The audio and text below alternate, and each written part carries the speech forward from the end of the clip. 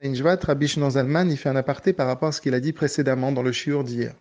Hier, il nous a prouvé que, en fait, la Avodah Zara est égale, l'idolâtrie, ou bien quelque chose qui pour nous est grave, est égal dans le fait de se couper à Hachem à toutes les autres mitzvot que nous avons.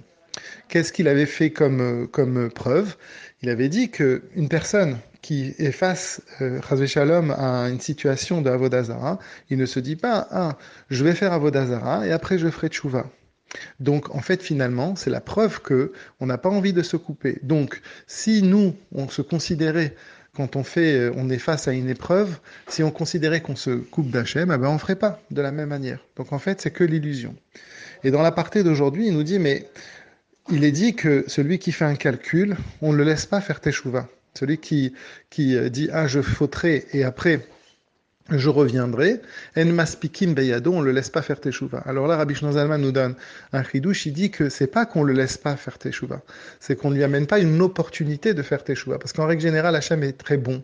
Et que si on fait une avéra sans, si l'on peut dire, sans calcul, bien Hachem nous donne toujours des opportunités pour nous rattraper. Il nous ouvre des portes. Alors, ici, c'est que si quelqu'un fait un calcul, c'est pas qu'on lui ferme toutes les portes, mais c'est qu'on ne lui ouvre pas des opportunités.